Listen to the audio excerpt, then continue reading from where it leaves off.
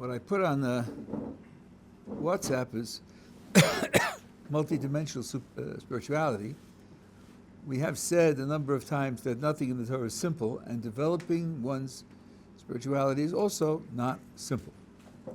And there's a certain aspect to it that I want to bring out, and I want to show you how it's actually indicated in various verses. Now, there's a very famous incident where God tells Abraham to sacrifice Isaac, his son.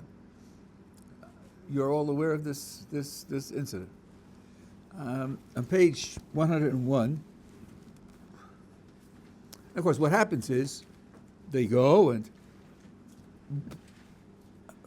Isaac is tied up and put on the altar, and at the last moment, God calls it off.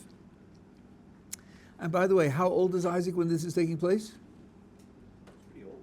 Isn't he like in his 40s, maybe older? 37 years old.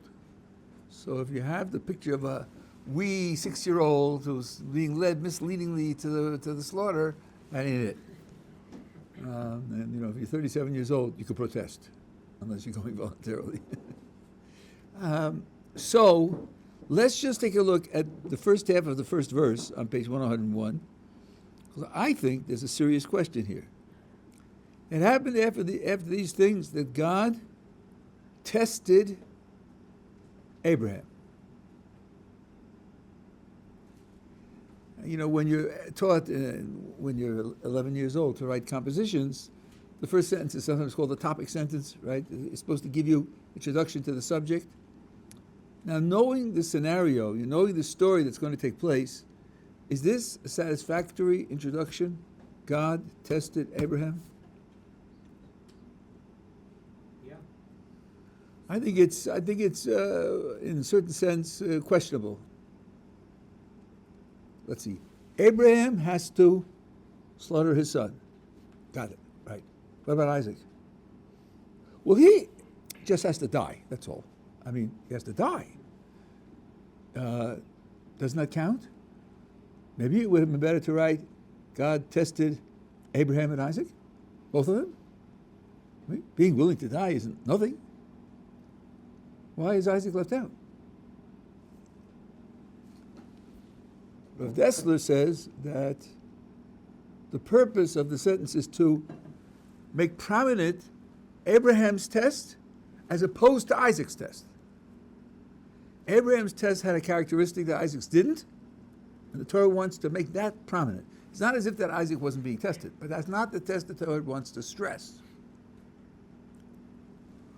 Okay, now let's see how that's going to work. We have spoken about Abraham and Isaac. We've mentioned that Abraham and Isaac, in addition to being real flesh and blood people, also embodied certain principles of the way HaKadosh Baruch Hu runs the world. We said that Abraham's principle is loving kindness, and Isaac's principle is strict justice.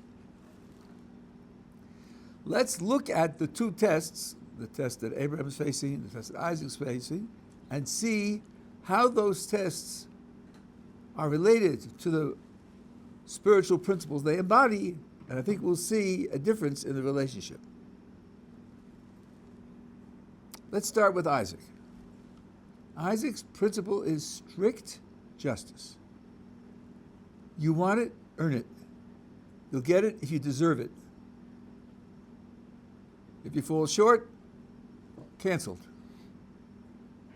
Now imagine God saying to Isaac, which really happens, he said it through Abraham, and to Isaac, okay, this is it, you've got to be willing to give up your life. How does Isaac respond? Give up my life? I wouldn't put it that way. It's not my life. I don't own my life. I'm not in charge of it. Aren't you giving me life moment by moment? Isn't all the life I have a free gift? When a person's life ends what we call naturally, so in Jewish terms, that means the Creator has decided not to give him any more life. Does he have any complaint? You owe me more life?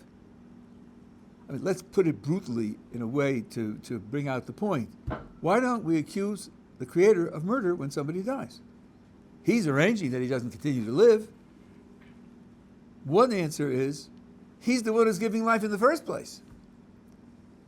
When a person dies of natural causes, I'm not talking about murder now, dies of natural causes, we call it means that the Creator who has been giving him life has decided not to give him more life. That's not a crime. He doesn't owe us life. We don't have a claim on life. We haven't got a right to life vis-a-vis the Creator. So when Isaac is asked to be willing to give up his life, Isaac is being asked to act in character, to apply his own spiritual principle, yes, to the extreme. I don't mean to say that it's easy to be willing to die, but he's being asked to use his own spiritual principle and apply it to get the right outcome in this case. That's not true for Abraham. Abraham's spiritual principle is loving kindness, support, help, mercy, even for the worst of people. When God tells Abraham that God is going to destroy Sodom and Gomorrah, Abraham is up in arms and he's arguing for them and pleading for them, asking for justice and asking for mercy for the worst of people, because that's who he is. He wants people to be helped. He wants people to succeed. He doesn't want people to be destroyed. And here, God tells him, I want you to execute your own son. Not just to put up with his death, and not just to put up with anyone's death, but you have to do it with your own hand. So this is an enormous contradiction to who Abraham is. He has to, as we would put it in psychological terminology, he has to act out of character. Not in character, but out of character. That's a different kind of test. And the truth is that it's even worse than that. Because in addition to conquering his loving kindness for his son, and his son who's the great spiritual exemplar, supposed to carry the next generation of developing the Jewish people, in addition to that, God told Abraham that Isaac will be his continuation. He will be your continuation. At this point in time, Isaac has no children. So in addition to acting against his essence of providing help and support and protection and kindness to other people, he has to act against his own understanding of what HaKadosh Baruch Hu wants. Because HaKadosh Baruch Hu was now presenting himself to Abraham in a contradictory description. On the one hand, he said, Isaac will be your continuation. And on the other hand, he said that Isaac, you have to sacrifice him.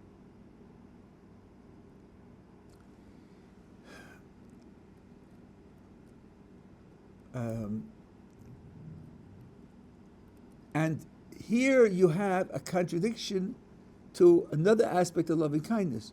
Love and loving kindness go hand in hand. Abraham is described as one who loves HaKadosh Baruch Hu. Zer Avraham Ohavi, the one who loves me. Now you can't love an ex. You can't love a cipher. You can't love an unknown. Love is always a matter of identification. You could fear an unknown, but you can't love an unknown. So there has to be some mutual understanding that bases the love. And Abraham lives out that love continuously until this moment where HaKadosh Baruch Hu says, this won't carry you through.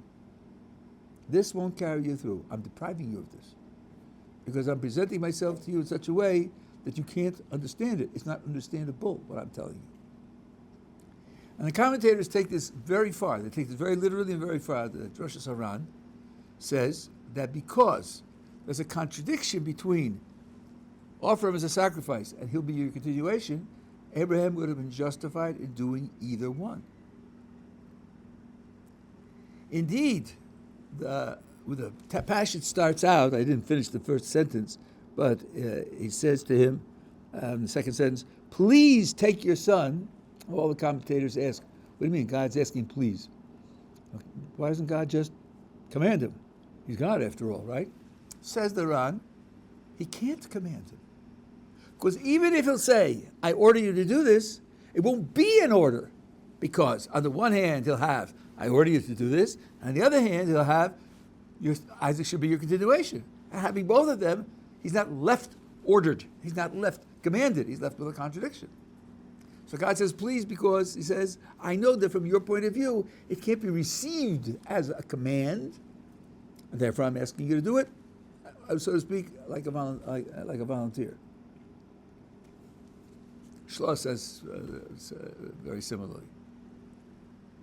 So here, Abraham's whole essence of operating in terms of loving kindness to the world, loving kindness vis-a-vis God, is thrown into contradiction. And that means he has to respond to this challenge by stepping outside his given spiritual character. And that's why, on page 103, when he actually succeeds, because he's ready to slaughter his son, verse 12, bottom of the page, the angel says to Abraham, do not stretch out your hand against the lad or do anything to him, for now I know you are a God-fearing man. Now, God-fearing needs to be explained, and I'll talk about it in a moment, but the idea is that's what you've expressed now, which I didn't test you with before. I didn't ask you for that before. And now you've acquired a new spiritual element which isn't part of your essence. And it doesn't become part of his essence, and it doesn't become equal to the loving kindness, which is his real foundation, but it becomes an addition, meaning he can't go through life one-dimensional, just with the characteristic of loving kindness and live the rest of his life out that way. No, that's not what HaKadosh Baruch Hu wants. I'm quoting Rav Desta now. Rav Desta has an article on this. What he wants is that a person should develop even those aspects of his character which are weaker, secondary, inferior. There has to be a certain breadth and completion in his spiritual development, not just to emphasize the one area where he's strong and leave the other areas behind. I think this is a profound practical lesson. Usually, when you set out your path in life, as a career choice, you choose a career which enables you to use your strongest talents. That's natural, and it's quite right. After all, you'll be the biggest success that you can be if you use your strongest talents. Why not? I'm not talking now about the usefulness of the profession, but given that that's equal, that's what you do. Here we're being told, yes, you have a stronger talent. Yes, you should use it, and it should be central, but not exclusive. Not exclusive. Even the other areas of spirituality where it's not as strong and not as natural also have to be developed. This, the greatest of the tests that Abraham had to face, is a test which brought out another spiritual element which wasn't included, the words are tricky here, wasn't part of the application of loving kindness. Are we together so far? In a little while, I'm going to show you the same thing happened to Isaac. You'll see that kind of balance between the two of them. So now, what is this God-fearing man? Now, the word in Hebrew is yira. The word yira is a very rich word. And one way you can see that is to contrast it with a different word in Hebrew, which is pachad. Pachad is what you feel if you have to cross Times Square blindfolded at midnight. Whizzing around, honks, horns honking, am I going to live? Am I going to live? Am I not going to live? That's pachad. That pachad is just fear, being afraid of bad consequences. Yira sometimes connotes fear, and sometimes connotes awe. Being confronted with something that's overwhelmingly great, overwhelmingly important, overwhelmingly valuable, feeling very small, feeling, for example, that I certainly wouldn't want to cross it because I'd be left with nothing. I'd be left with no significance, no value to my life, no meaning to my life if I crossed that. I'll give you an example of how this feels. During the Second World War, there were people in America who were not eligible for the draft. They were too old, or they were disabled, whatever, and volunteered to fight against the Nazis. Take me, in any capacity. I can't sit by and watch a war against that evil and not do anything. I can't do that. Why not? Let other people fight. No. It's too enormously evil for me to sit by and do nothing. There are circumstances where you appreciate the enormous importance of what's going on, and you feel, if I don't participate in this, I've chosen to live like a squirrel. I can't tolerate that. The other person whom I cite in this regard, I also think it's a similar idea. Walter Reed, you've probably heard of the Walter Reed Hospital in Washington. He was a doctor, and he was convinced that yellow fever is carried by mosquitoes. Other people didn't believe him. So in public, he infected himself by being bitten by a mosquito to prove that the mosquitoes carry it. He could have died. But his attitude was, if I don't convince people of this, and they don't learn it, thousands and thousands of people are going to continue to die. If I convince them, and they drain the swamps, thousands of people's lives will be saved. I can't not do this. I can't not do this, because it's just too overwhelmingly important. So yira carries both of these connotations. Sometimes it means just fear, and sometimes it means, now here it says, now I know, whatever now I know means, that's another story, that you are a person who has yira for me. I think it would have to include both. Certainly the idea of overwhelming power, overwhelming value, overwhelming importance, overwhelming significance. This is the creator of the universe that's talking to him. And that is what pushed him through this, because love wouldn't do it. Because at this point, so to speak, God is withdrawing and saying, for this you can't love me, because you have no understanding of it. And love is based on understanding. It's not based on mystery.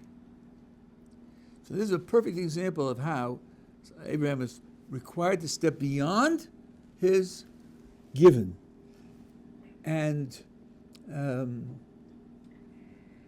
okay, you with me so far?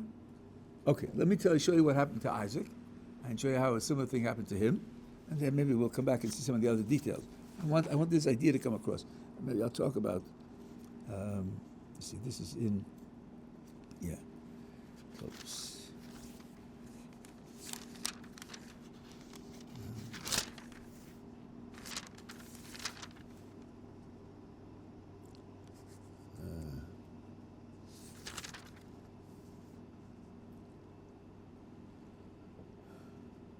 Yeah, take a look on page 133.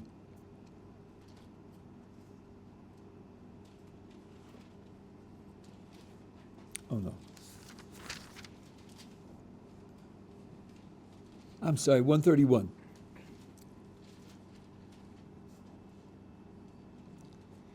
Now, I'm going to read through this scenario to you. It's not a very complicated scenario.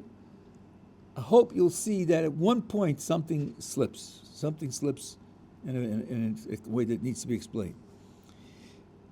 Isaac was in a particular place. It says, well, verse 12, Isaac sowed in that land, and in that year he reaped 100-fold.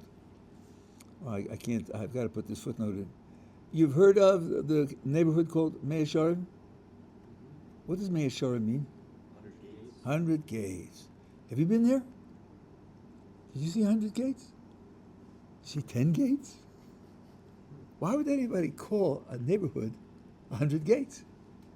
That's not what it means. The word shar in Hebrew can mean gate. It also can mean measure. Here's where the phrase comes from. Mea Shearim is written right here. That's what the English translates 100-fold.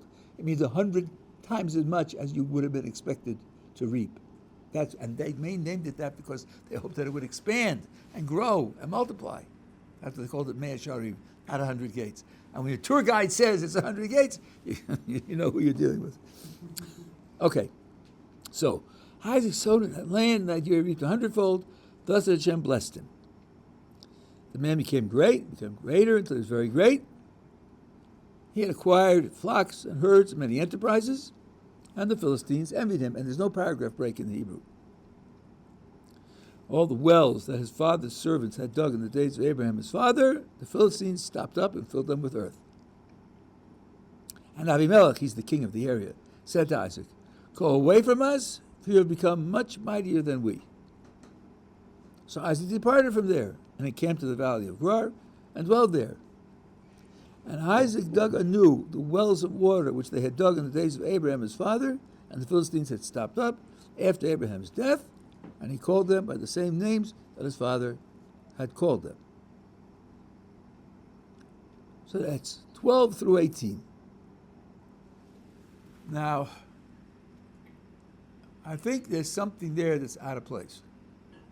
There's a certain section there, a certain line, which you could either just erase altogether because it's redundant, or if you weren't going to erase it, you wouldn't leave it where it is because it doesn't belong where it is. Read through the scenario again, ask yourself what's going on, who's talking to who, what are they thinking, what are their motivations, what happens, and see if you can't find a line which is just out of place.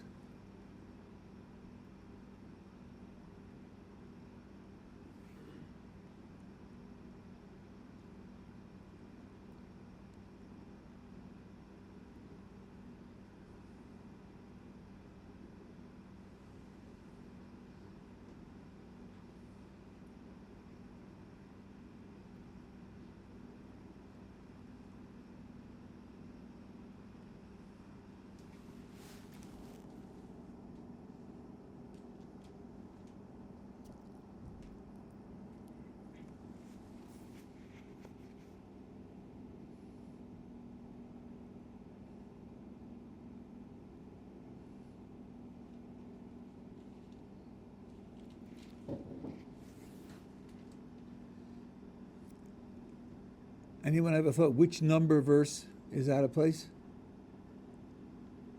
13. Okay, he says 13. Anybody else think it's a different one? I can't hear you. The end of 18. The end of 18 is another possibility. Okay. Anybody else?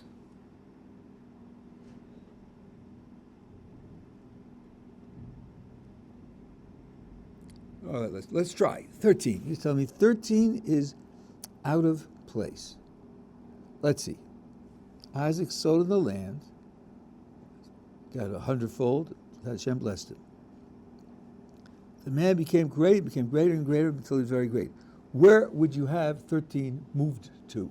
If 13 is the one that's out of place, it would mean it would be better if it wasn't in that place, it would be in a different place. Where would you move 13 to? Oh, okay. Now, you could erase 13. Yes, I think you wouldn't lose a lot. And, I mean, the next thing is they envied him, so it could be emphasis. But you're right. You could imagine that you could do without it. I want something that is out of place, and if you could either erase it or you could move it, but leaving it there is impossible because it's out of place. Now you say 18. Let's see. What's in 18? And Isaac dug anew the wells of water which they had dug Abraham, his father, stopped up around death, and he called it by sentence. Where would you move 18 to?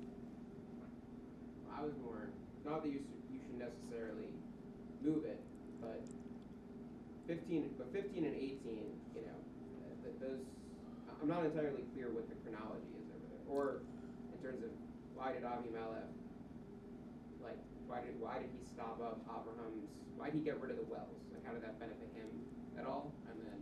Okay, so first of all, you're pointing out something which needs to be taken into account. 15 and 18 have very similar content. 15 and 18 have very similar content. Now, it isn't Avimelech who did it. It's the Philistine in Abraham's days, decades before, who did it. That's what the text says, right? It doesn't say that Avimelech did it. Yeah. They had stopped it up long ago. Okay? But now once you notice that 15 and 18 say roughly the same thing, can you think in terms now of something being out of place? I was going to ask why 16 and 17 are in between them instead of 15 and 18 being right next to each other. Like 15 could come before 18, should come right before 18. Okay, number one. If you're going to move it, the place to move 15 is before 18. Then you have a solid text talking about one subject. Okay, I think that's right. Why is 15 out of place where it is? Well, Isaac have to leave, though, to do what he did in his Sure. First of all, he can only dig. He's digging them on the countryside. Meanwhile, he's in the town where he's right. So now, that's the right insight. Now, just push it harder. Think of the scenario: A happened, to B happened, and C happened, and then Q happened, and then D and E and F. Right? I mean, it's sticking in the wrong place. What happens before 15? The Philistines envied him, and he became great. Yeah, he made a lot of profit. And he became very great, and they envied him. Right? Yeah. What ought to come next? Abimelech should kick him out. Exactly. The next thing is that Abimelech should kick him out. What did the text do? Oh, a parenthesis. By the way, 47 years ago, the wells were dug up, were stopped up. That doesn't help explain to me why he's being kicked out. He's being kicked out because he became rich. Being stopped up explains to me why later he has to redig the wells. So as you said, if you move 15 next to 18, you solve both problems. 15 is in the wrong place. Again, I'm quoting Rav Dessler. Well, says Rav Dessler, no, it isn't. Here's what's going on. God blessed to Isaac. He got 100 times as much as he thought he would get. He became very rich. The Philistines envied him and kicked him out. That story makes sense, but it leaves open one question. Why did God bless him that way? The answer is, he blessed him that way because he wanted him to redig the wells. That's the purpose of the whole story. That's why he's being kicked out, to redig the wells. That's what that verse tells you. He became very rich, and the wells are there, and they need to be redug. And now, and then they kick him out, and then he redigs the wells. So let's think now. He's being kicked out in order to redig the wells. What is a well? A well is usually situated at a spring of water where the water flows. It flows by itself. It's free. It's just there to take. Whose identity do you hear in the spring? Don't you hear Abraham? Loving kindness, giving freely with no expense, providing life. Right? And whose wells are these? These are Abraham's wells. And what does Isaac do? He calls them by the names that Abraham called them. Can't you see Isaac stepping into Abraham's shoes here? Isn't it obvious that Isaac is stepping into Abraham's shoes? Here's where Isaac is required to do something which will acquire and express Abraham's type of spiritual existence. He's also not left to be solely strict justice, but he has to acquire a secondary characteristic of loving kindness. So this is like, you see it in Abraham, you see it in Isaac. Now, how does that apply to us? Well, like in all areas of life, in spirituality, people have strengths and weaknesses. There is a phenomenon which takes place. It's a little bit tragic. I've seen it too many times. Let's divide up a person into three categories. It's a little bit arbitrary and certainly very superficial. Let's talk about the intellect, the emotions, and behavior. Now, if a person is going to try on for size a new mode of life, there are three things that he has to do. He has to understand what it's about, what its principles are, what its ideas are, what its values are, and he will have to adapt himself to its behavior, and also he will try to experience the emotions of the people who are experiencing them as who are part of this lifestyle. Otherwise, he's psychologically detached from them. So you have these three elements of a person's identity. They don't all change equally easily or equally quickly. And it's different for different people. Some people, a set of ideas, one day I can be a communist, one day the next week I can be a capitalist. I know the principles, I can take them on and off like a hat. It's not difficult for me. But to live like one or live like the other would be a gigantic effort. For some people, behavior is simple. Just do what we had a guy here, he said, I do what other people are doing. That's all. He was in the yeshiva. He was keeping all the mitzvahs. He left the yeshiva. He broke down entirely. Twice we went back and forth. I met him when he wasn't in the yeshiva anymore, and I said to him, what's the problem? He said, I just do what other people are doing. That's how I live. And, you're a jellyfish. We can pack you into a package of any shape. Yeah? Yes, he said. No backbone. Just malleable like that.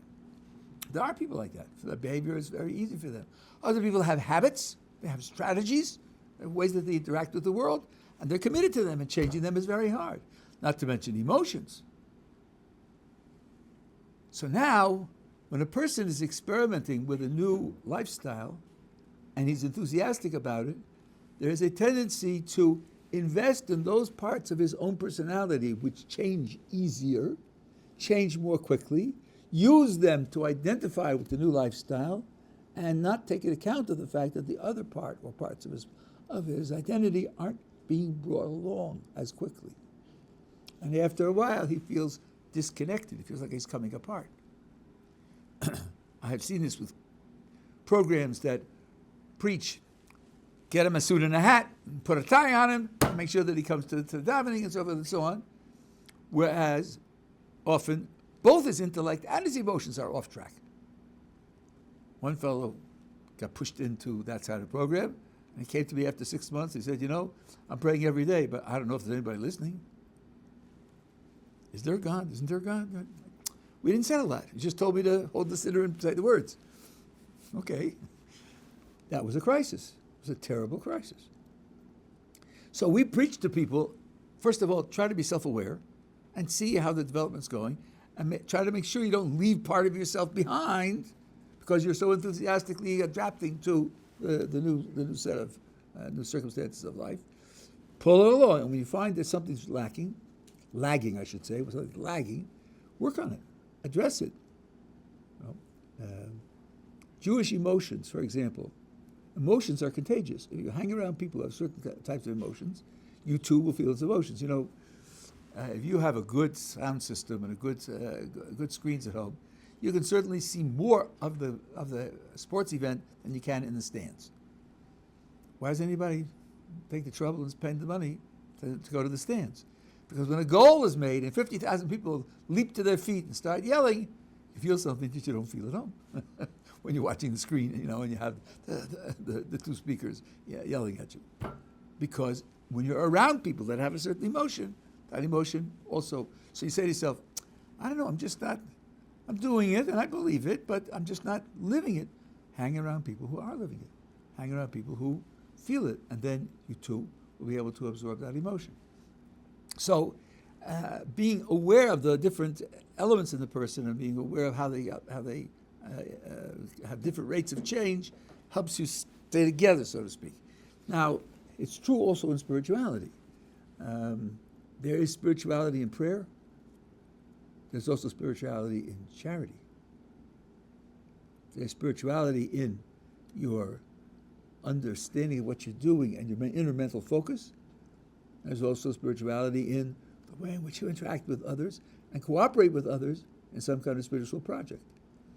I mentioned this before, when you go to a minyan, as a man, you're supposed to daven with a minyan. No, I don't think there's any man on the planet, and any minyan on the planet, where the person feels, everything's perfect. Either it's a little too fast, or a little too slow, or a little too loud, or something's not quite right. Yes, I think this is a spiritual challenge. Adapt yourself to the minyan and be an enthusiastic part of the minyan, even though it isn't naturally the style that you would find to be perfect. It has certain areas of the style which you find are difficult to relate to. Yes, that's part of it. And that means enabling yourself to express your prayer in a context that isn't perfectly natural for you. And then when you do that, that will open up a tremendous treasury for you, because different communities communicate in different styles, and there's much to be gained from them. There's the Dushinsky Hasidim over here on Shmula Novi. When I used to live behind the yeshiva, when I came to Sfiras HaOmer, like now, I used to go there to join them for counting Sfiras HaOmer. I don't know what it's like today, but in those days it took like 25 minutes. They said every word, and it wasn't soft and quiet. They really said the Omer. And you walked out of there and say, yeah, I think I counted. I won't worry 2 hours from now. Did I count? Didn't I count? I can't remember. I remember this. I definitely counted. And to have that as part of your spiritual repertoire, if you can adapt yourself to circumstances that aren't natural for you, you can gain a great deal from it. But you have to learn that flexibility. A minyan, as you travel, also you go from minyan to minyan, shul to shul, you'll have to be able to adapt to that. This idea that I'm not even looking for a circumstance that's perfect for me. I want to look for a circumstance in which I can grow. It's like you're going to be in a class. Where do you want to be in the intellectual and scholarly ability of the class? Top? That's murder. That's like death. So you won't learn from anybody else? You could learn, but I mean, you'll just be smarter than everybody else. How are you going to grow? You want to be you don't want to be at the bottom unless you're very strong character. You can take it. Maybe halfway, where there are a lot of smart people there, and you can listen to them, and you can learn from them. Chavrusas, when you have a study partner, how do you pick your chavrusas? Usually, you want to have an area where he's stronger than you are in some things, and you're stronger than he is in other things, so that you can enrich each other by the strengths that you have. I have wonderful chavrusas. I've had them for decades, and each one of us has a different aspect. Sometimes we laugh at each other. That's the way you'd explain it, but I explain it this way, and we learn from one another.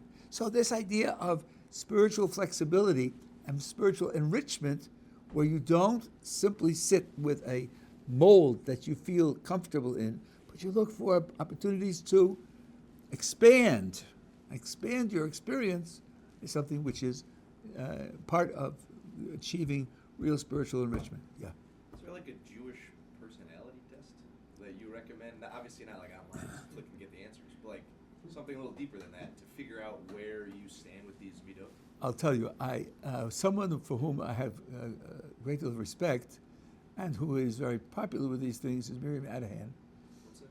Miriam Adahan, who uses a 64-part classification scheme.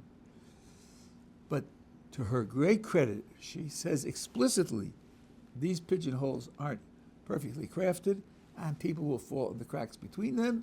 And I'm suggesting them to you as guiding first ideas when you come to look at a person, things to be sensitive to and to try. But if you get hypnotized by it and rely upon it like a ruler, then you're going to miss things. Pushing people into pigeonholes is not only dangerous, it's almost always going to be wrong, because people are infinitely complex. People are infinitely complex. I told you about this worm that has 350 neurons in its brain, and they don't understand how the brain works. And your brain has 86 billion neurons. So there's a little disparity there between 350 and 86 billion, just a little, right? There was a contest set up between two theories of consciousness. Which one explains where consciousness is how consciousness is supported by the brain? And they did like 7 years of competitive studies and lots of papers published and everything else. They came together with a conference to see which one came out better, and the answer was neither one. We can't decide. So there's a lot they don't know. For us to say, well, either you're aggressive or passive, or either you're other-directed or self-directed. I have about 10 of those, and they just classify the person according to that. If you're hypnotized by that, then you're going to be in trouble. If you use it as a starting set of ideas, but then you're willing to revise it on the basis of your experience with the person, then you might be able to get some help from it. I think it's called EMET, E-M-E-T-T, which is an acronym for something rather. Yeah. It's like a little bit tangential, but on the exact topic you're talking about. What's Rabbi's opinion of the DSM criteria for mental health conditions? I've seen people who seem to be incredibly normal, who are grappling with certain behavioral struggles, who all of a sudden get a diagnosis of bipolar or ADHD or some kind of anxiety disorder, and all of a sudden that becomes their entire identity. And it's just, now it's exactly, all of a sudden, I'm manic right now. It's like, and there's truth to it, and there's truth to the neurochemistry, but I see a completely changed person almost every single time someone gets a diagnosis. They become that diagnosis. Oh, I think that's right. I mean, that people live up to other people's expectations for them. No, but the DSM is very controversial. I'm not a psychologist. I'm not trained in psychology. But I know that if you want to find support for the DSM, you can find it. And if you want to find critique of the DSM, you can find it. And they're both very vociferous and both positive that their opinions are right. And that just shows you how confused the whole discipline is. But I think that's right. When you, especially if the person with the white coat gives you the diagnosis, the title, I shouldn't say diagnosis, the title, so then you have the influence. You know what double-blind experiment is? Double-blind means you use the medicine and a placebo, and not only doesn't the patient know which is which, but the doctor doesn't know which is which, because what they discovered was, even if the patient doesn't know, the doctor's handing out the real pills, hands them out with a certain confidence, certain solidity, and the one who hands out the placebo, does it in a less serious way, and that affects the experience of the patients and determines probably determines the outcome. That's why it's going to be so. Just because that's the way he handed it to me, and then I expect it to work, and the other one didn't expect it to work, just because of his unspoken attitude towards me. So that definitely happens. If he's going to tell me this is what it is, he's going to tell me this definitely. I don't know. I have a lot of worries about psychology, the way it's done, and how the theories are articulated. I have a lot of worries about that. The DSM is just a symptom of that. At any rate, so this is the idea of having a balanced spirituality and looking not only to find a pigeonhole that feels comfortable, but also looking for developing the areas of spirituality in which you may feel weak and uncomfortable, but overcoming the uncomfortableness to be able to develop them as well. This is what you learn from Abraham and Isaac.